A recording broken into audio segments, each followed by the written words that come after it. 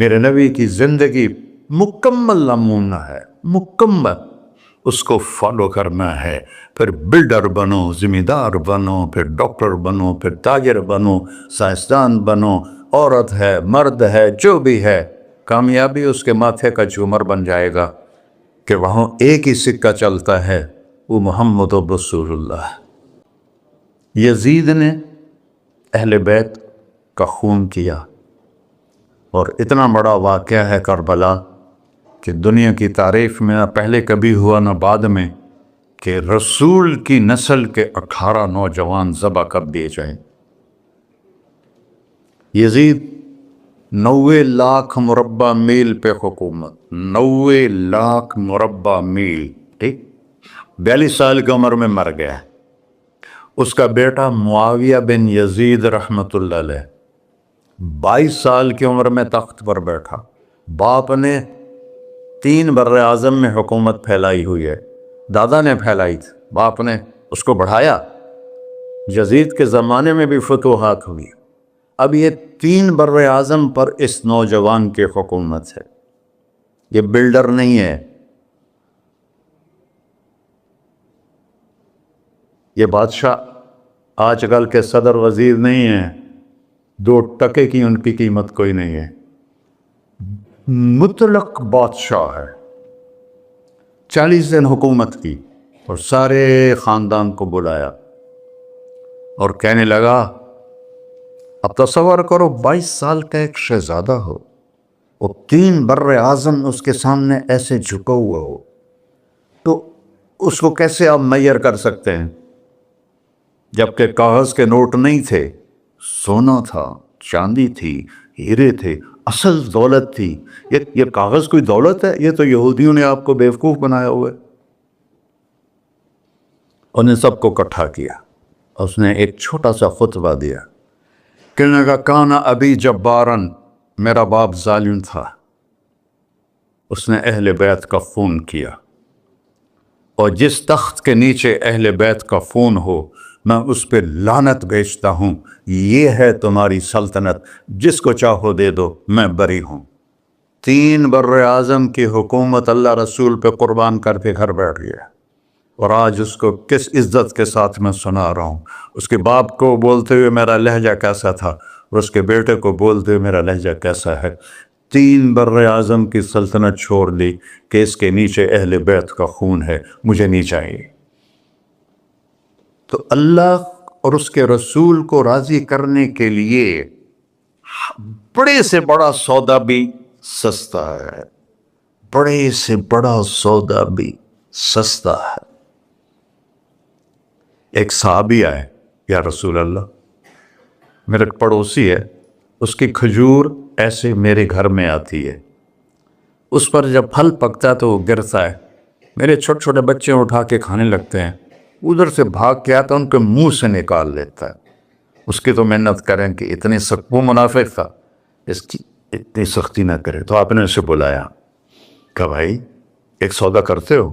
کہا جی، یہ کھجور مجھے دے دو اور میں جنت میں کھجور دن لے کے دیتا ہوں۔ کہنے لگا، یا رسول اللہ، کوئی اور آپ فرماتے تو میں ضرور حاضر کر دیتا، یہ کھجور تو مجھے میرے بچوں کو بہت پسند ہے، میں تو معافی چاہتا ہوں۔ اٹھائی منافق، تو اس نے معافی مانگنی تھی۔ وہاں ایک صحابی بیٹھے تھے، ابو الدحداح، جب وہ چلا گیا تو کہنے لگے، یا رسول اللہ، اگر میں آپ کو یہ کھجور لے کے دے دوں تو مجھے جنت میں کھجور لے کر دیں گے؟ کہنے لگے، ہاں، سودا پکا ہے۔ تو وہ گیا اس کے پیچھے، کہنے لگا، بھائی کھجور بیچو گے؟ کہا نہیں۔ کہا بھائی بیچ دو۔ ارے جا، میں نے رسول اللہ کو نہیں بیچی، تجھے کیسے بیچوں گا؟ انہوں نے کہا، منہ مانگی قیمت لے لے۔ منہ سے بول کیا لینا چاہتا ہے؟ ابو الدحداح کا باغ تھا تیار، 600 کھجوریں، میں ذمہ دار ہوں، مجھے پتا ہے کہ 600 کھجوروں کی کتنی قیمت ہوتی ہے۔ جیسے آپ بلڈنگ کو جانتے ہیں، میں نہیں جانتا، آپ ذمہ داروں کو نہیں جانتے، میں جانتا ہوں۔ 600 کھجوروں کا باغ۔ تو اس نے اس کو لاجواب کرنے کے لیے کہا، اپنا باغ دے دے، کھجور لے لے۔ اب یہ کہتا ہے پھرے گا تو نہیں؟ آپ لوگ تاجر بیٹھے ہیں، اس کے بول کی طاقت دیکھو، اس سے کہہ رہا ہے اب معاہدے سے پھرو گے تو نہیں؟ انہوں نے کہا میں پاگل ہوں جو پھرا، میں نے 600 کھجوروں کا باغ لگ گیا پھر.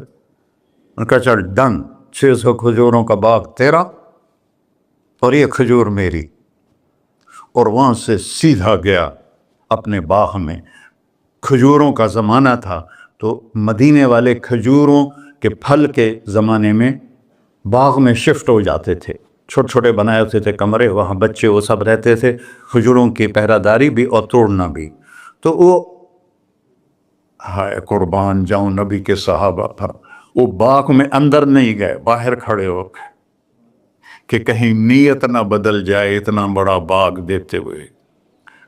باہر سے پکارا ام الدحداء، بیگم کہ جی کہ باہر آ جاؤ، بچوں کو بھی لے کے آ جاؤ. کیا ہوا؟ کہا میں نے باغ بیچ دیا. انہوں نے کہا کتنے میں؟ کہ جنت میں کھجور مل گئی. وہ کہنے لگی ربح البیع ربح البیع ربح البیع. واہ ابو الدحداء کیا سودا کیا تم، کیا سودا کیا تو. ارے کہ عورتیں زیادہ شور میں جاتی مروا دیتا ہے کہ بچے کے تو کھاسیں تمہیں کہ تو کھاساں. ربح البیع. اس کے بعد بھاگا ہوا آیا اللہ کے نبی کے پاس، یا رسول اللہ میں نے کھجور خرید، آپ اس انصاری کو دے دیں. تو آپ نے پوچھا کتنے میں خریدی ہے؟ کہ سارا باغ دے دیا ہے، کھجور لے لی. آپ نے کہا پہلا سودا کینسل. کم من عذق رداح ودار فیاح لأبی الدحداء. اب تیرے لیے میں دیکھ رہا ہوں تیرے رب نے جنت میں کھجوروں کے باغ لگا دیے ہیں اور تیرے پوٹھے کی جگہ کھجوروں میں محل بنا دیے ہیں سونے چاندی کے. جنت میں تو مٹی نام کی شے کوئی نہیں، لوہے نام کی شے کوئی نہیں. ایک ہر گھر ایک انچ سونے کی، ایک چاندی کی، ایک زمرد کی، ایک یاقوت کی، مشک کا گارا اور زعفران کی گھاس اور اس کا لنٹر اللہ کا عرش ہے. تو سودے کر گئے، آپ سب کچھ کرو لیکن اللہ رسول کو پیچھے نہ چھوڑ، کیونکہ ہمیشہ تو زندہ نہیں رہنا، چلے جانا ہے. دنیا میں سب سے بڑا محل بنایا تھا کسریٰ نے، نوشیروان کے پوتے خسرو پرویز نے، جس نے ہمارے نبی کا خط پھاڑا تھا. 40,000 پلرز پر وہ گھر تھا.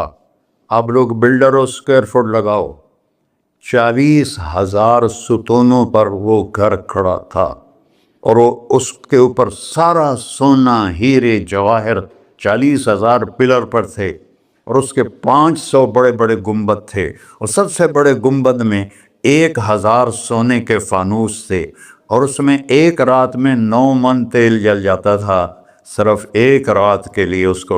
اور 3,000 باندیاں تھیں، 6,000 نوکر تھے صفائی کے لیے، 12,000 سپاہی تھے اس کی حفاظت کے لیے.